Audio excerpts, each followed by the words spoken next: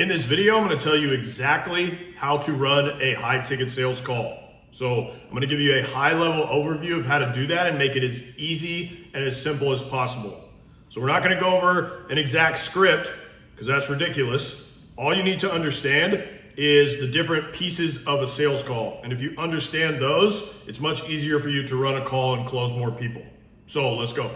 High ticket sales calls are usually going to be one call closes. So people are not going to need like multiple calls to decide whether they're going to buy or not, which if you come from a sales job that has a really long sales cycle, like I did with tech sales, which I was doing before this, the sales cycles in that job took like months and months. And I would sweat my balls off every night staring at the ceiling like, will this deal close, right?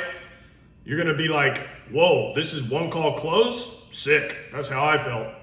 And high ticket sales calls are about determining if they're a good fit or not. So if they're not a good fit, you just disqualify them. If they are a good fit, you sell them. Pretty straightforward. Now, let's go over how to run the call start to finish. The first thing, when the call starts, you get on Zoom or you get on Google Meet, you want to take control. What does this mean? When they get on the call, you just want to bullshit with them for like a minute, right? Like, hey, where you from? Where you calling from, right? Like, sometimes I see reps get on calls and they spend like the first 5 to 10 minutes like bullshitting with someone. What are you doing? Like, get to the call, right? So just bullshit with them for like a minute, and then you want to take control and explain the agenda of the call. I promise this will make a difference. So for example, what I will say is something like this. The way this call is going to go is I'm just going to ask you some questions about your current situation. And at the end of the call, if I think this product's right for you, I'll explain how us working together will work. Something like that, right? So notice how I include that at the end of the call, there's going to be some type of decision. Like I let them know that up front. And when they say, okay, cool, then you just get started. One thing to know, some businesses that you sell for, because every business you sell for is going to, be different. Some of them are going to want you to qualify them financially up front at the beginning of the call. So for example, they would say, well, before we start the call, what do you have to invest right now? Are you aware that this calls for a program that costs 4 figures, 5 figures, whatever? I don't like to do this, and usually you're not going to get on offers that have you do this, but I don't like to do this for many reasons. One is you want to qualify and screen the shit out of people on the call application. So like all of those questions should have been done on the call application that they had to fill out to schedule a call. Because if they don't do that, or you don't do that, you end up talking to a bunch of people on calls who are not qualified. So it's a waste of your time. So just make sure that people are being qualified on the call application and not on the call if you're able to. Now, after you do the little intro that we went over, you've taken control, you've explained the agenda of the call, you're just gonna go straight into the meat of the call. The bulk of the call is going to be this, what I'm about to explain. I'm going to get them to explain to me 3 things in great detail. Number 1 is just what is their current situation. Number 2, what is their goal? Like, why did they schedule this call? And number 3, what is currently stopping them from achieving that goal? Like, why haven't they done it already, right? Like, what's the problems that they're facing? And to make those 3 things clear, I'll give you an example. Let's say, an easy example, I'm selling a fitness coaching program. Okay, and I get on the phone with this dude, and number 1, like, I'm trying to find out what his current situation is. His current situation is he's 300 pounds, he hasn't worked out in like 2 years, and he's eating 3 boxes of Oreos 10 minutes before he goes to bed every night. Like, that's his current situation, okay? Number 2, I'm gonna try to find out what his goal is. Like, why'd you schedule this call? And maybe his goal is like, well, I want to get my diet right, and I want to lose 50 pounds in the next like 6 months to a year, okay? And number 3, I'd be like, okay, well, why haven't you done that already? Like, what's stopping you from achieving that? What's the problems you're facing trying to lose that 50 pounds and fix your diet? And maybe for him, he's just like, well, I just can't stop stuffing Twinkies in my mouth. I just don't have the self-control or the discipline, and I need some guidance. Now, that's an extremely rough example, but I'm just giving it to you to make those 3 things clear. Number 1, I want their current situation. Number 2, what is their goal? Why did they schedule this call? Number 3, what is currently stopping them from achieving that goal? Okay, why haven't they done it already? What are the problems they're facing? Those things you need to get, and you do that by asking them open-ended questions, as many as you need. And I will ask them open-ended questions until I feel like I have all the information that I need. So I want them doing like all the talking for like the bulk of the call. I'm just asking them questions and they're doing all the talking. So again, detailed info on their current situation, their goal, what is stopping them from achieving that goal. And remember, ask them lots of questions. The more they talk, the more they're going to open up, which means the more real they're going to be with you and the more info they're going to give you, which makes you better equipped to close the sale. Period. And once I have that info, I will move on to the next part of the call. Like there's not much else to it, right? Like you need to, person by person, you need to ask them a ton of detailed questions to get those three things. Now, the next part of the call is one of the most important parts. You want to create a gap between their current situation and where they want to be. And then you want to position your product as the thing that's going to close that gap for them. So they're over here, their goal is over here, your product's right here. It's going to bring these things together. Okay, it's the bridge to where they want to be. Your product is basically the solution to their problems. This is what's going to take them from where they are now to where they want to be. And part of this, the way that you do that is getting them to describe their current situation and why it sucks. Like, you don't just want them spitting off like a robot, like, this is my current situation. Like, get them to describe why it sucks. Like, you want them to experience that pain on the call. Like, how much it sucks right now. Because that creates urgency, okay? And then you describe how your product is going to resolve that pain and take them to where they want to be. When there is urgency, people buy. That is extremely key. So what's an example to make that clear? Let's say I'm on a B2B offer and I'm talking to a business owner he's not making any money and he's tired of working 18 hours a day and making no money.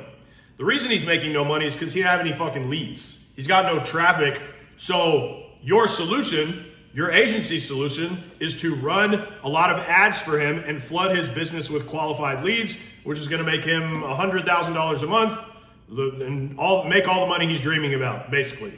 So you would get him to describe, well, I'm making no money in my business and I need to solve this. And then you would ask him deeper questions like, okay, so what are you doing each day? Why is this not working? Tell me why this sucks, all this stuff. You want to make him describe it in detail. Like, well, I'm working 18 hours a day, but I feel like I'm not getting anything done. Like, well, how can I do all this work, but nothing's getting done? How am I making no money, but working all day, right? Once you get him to that point, he's experiencing the pain on the call, right? So that creates urgency. And then you just want to position it like, man, that really sucks. That's miserable. But hey, guess what? That's an easy fix, no problem. You just need more qualified traffic, which we specialize in. We can run the ads for you, take all that work off your plate, and we'll just turn on the lead faucet. You don't have to do anything, and you'll be making a ton of money. Your problems are solved. Like, that's a rough pitch, but you get what I'm saying, right? Experiencing pain and then seeing right here is the solution. Here you go, right? This is going to give you everything you want. That's how you sell something. Like, imagine if you were in the desert and someone's literally about to die from dehydration and they're experiencing, they're like, I'm about to die, right? Like, there's no more real pain in the moment than that. And you're like, here's a milk carton full of ice cold, crystal clear spring water. Here you go. You know what I mean? It's like that. Like, right at the moment they're experiencing the most pain, you're like, here's the ultimate solution. You think they're going to want to think about it or need to talk to their wife about it? No, he's going to grab that shit. He's going to chug that shit in 3 seconds. This is my point, okay? Experiencing pain and seeing that right here is the solution that's going to give them everything they want is how you sell something.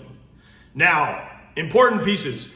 When you get them to tell you what their goal is, so we're going to go back in the call just a little bit because it's pertinent to this example.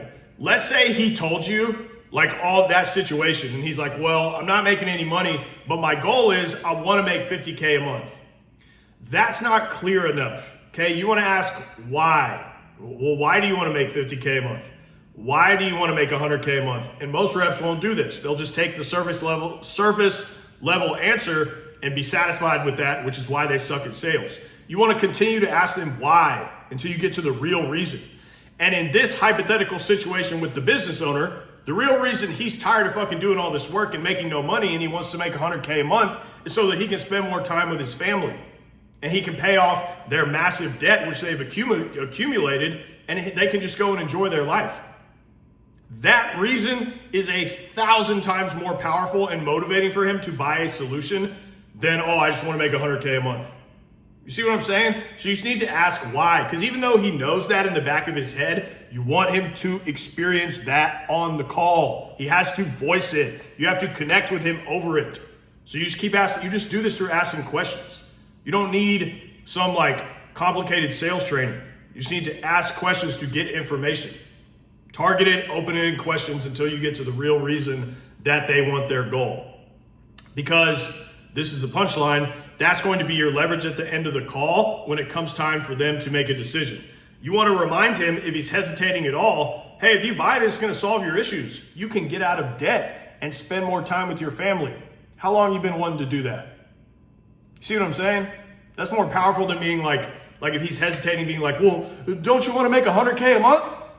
Like, which one of those is more powerful? Now, when you do get through the meat of the call and you have all the info that you need, what I'm going to do at this point is I'm going to ask them a time-related question, which is, how serious are you about solving this now? Like, why is now the right time? So in the example, again, of the business owner, let's continue with that. I want to know if he's ready to go today and he wants to turn on ads today, or he's like, well, maybe in a month. If it's in a month, I'm like, well, he's not a good fit, right? I'm going to ask him why he wants to wait a month and make sure I get that clear information. But if it's a legitimate reason and he's just not ready to buy today, then I'm not trying to make a sale. I'm not going to waste my time, right? I'll say, well, you should come back in a month when you're ready, or we'll follow up or whatever. If they are serious about solving this now, then it's just time to pitch them and drop the price. Now, first, in the pitch, you want to sell how this product or service is going to solve their pains and problems. You don't want to pitch the features of the product.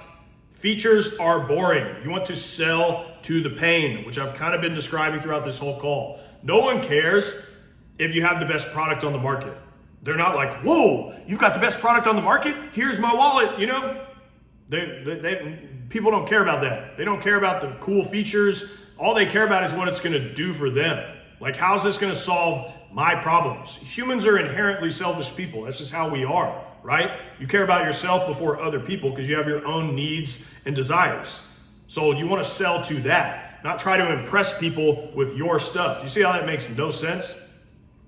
And again, no one cares if you have the best product. They only care what it's going to do for them and how it's going to solve their problems. And the way that you explain that to them or whatever is, instead of saying, hey man, we're going to run all your ads for you. We've got the best ad tracking data. We've got the best media buying team. We have a team of experienced people who are going to do this in their sleep, like he's asleep while you're making that pitch, you know? Instead, you want to say, we have a team of people that are going to take all the work off your plate. So you can just make money while getting a ton of your time back. You can go pay off that debt, spend as much time with your family as you want, and you don't have to worry about a damn thing. You see the difference?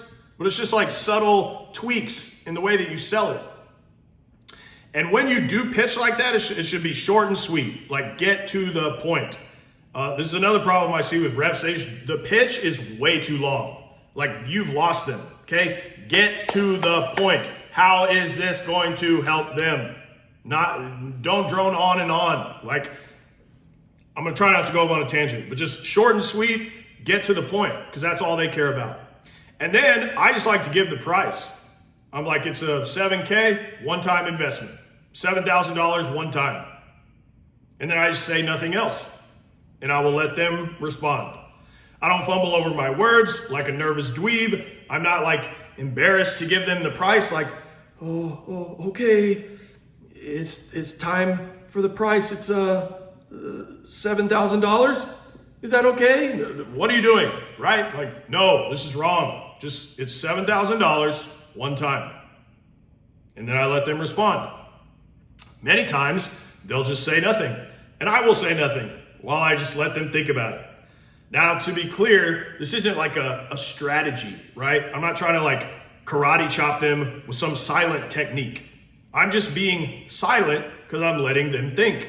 I'm giving them a chance to process that. And then if they have a question, I'll let them ask. This is a big difference, right? Because you'll see this in sales training all over the internet. This isn't a tactic like, oh, whoever speaks first loses, bro. That's not what I'm doing. Tactics are for dorks. I just give them the price and it's either right for them or it's not. It doesn't matter to me. So when they respond, it will either be one of three things. It will either be, okay, cool, let's do it, let's move forward, or it will be a question, or they will give me an objection. Right? Those are going to be the three ways they respond.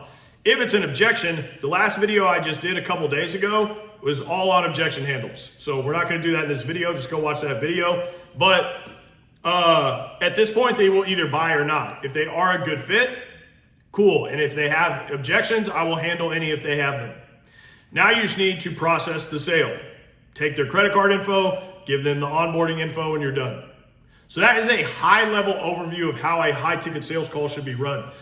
I want you to notice the difference in running a call this way and using a script, okay? And that's what we're gonna talk about now. These are my thoughts on how most sales calls are run in high ticket these days. What I see from a lot of sales reps in this space is they cannot make any adjustments to the way that they run the sales call based on the person that they're talking to. So what does that mean? In sales, if you've done this before, and if you haven't, you're gonna find out, you're gonna talk to all different kinds of people every day who are at extremely different places in their lives. And also, they're at extremely different places in their understanding of your product. So what that means is like maybe they just heard about this shit yesterday, or maybe they've known about this product and completely understand it for months, right? They're gonna be along a spectrum. And because of all that stuff, it's the sales rep's job to read the room. So like, are they a good fit or not? Is it a good time for them or not? Etc., right? And you just need to be able to adjust your approach based on the person that you're speaking to. Like that's the punchline. So what's an example? Let's say you're selling, again, a marketing service to a business owner. Okay, these are just easy examples, is why I'm using them. He wants you to run Facebook ads for him. So he gets on the call and he has a full understanding of how Facebook ads and agencies work. He knows that he wants this because he's paid other agencies before to run his ads, but it didn't work out, okay, with those agencies. So now he's looking for a better agency, your agency, to take over his marketing and run his ads. All of that information he gives you in detail on the call application.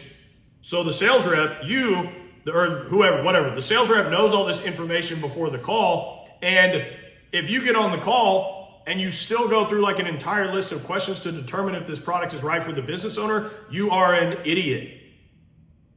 I'm not saying to not ask him any questions and just like pitch him the price the second he gets on the call, but the business owner explained in detail he was pretty much ready to buy, like in the call application. He told you this is right for him. He completely explained his entire situation. So there's really no need to go through a full discovery on that guy. See what I'm saying? It's just a waste of time, and the business owner is going to think that you're an idiot, and now he's probably not going to buy at all, because that's how they are. A lot of sales reps are just robots, okay? And this is what I was trying to get to about using a script versus understanding the call the way I'm teaching you in different parts, is a lot of sales reps are just robots. So they're just taught this sales script. This is the way to run the call, and they can't think for themselves. But at the end of the day, sales is about people. It's about the people that you're talking to. That is the ultimate key. The more people like you when they're on a call with you, the more likely they are to buy from you. It doesn't matter what ninja fucking black belt sales lines you say to them. Okay, that doesn't matter. You have been psyoped by sales trainings to believe that shit. Sales is not about you. It's not about your skills or the things you say. It's about them and giving them what they want. Okay? When you get on a call, you need to just talk to people like they're a normal person, not run some robotic script that you paid thousands of dollars for from some Instagram sales training. Okay? So yes, you want to run the call model I'm teaching you, but you need to think about the person first. And also, the more calls that you take, you will get better at this. So it's not like I'm expecting you to like freestyle and be an absolute professional your first 10 calls or something.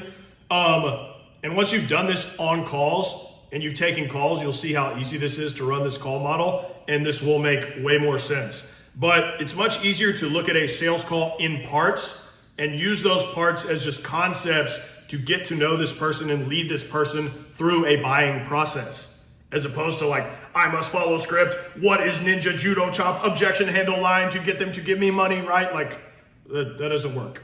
So this is an overview of how to run a high ticket sales call, and that's the end of the video. If you want my help getting into high ticket sales, go to the links in the description. Until next time.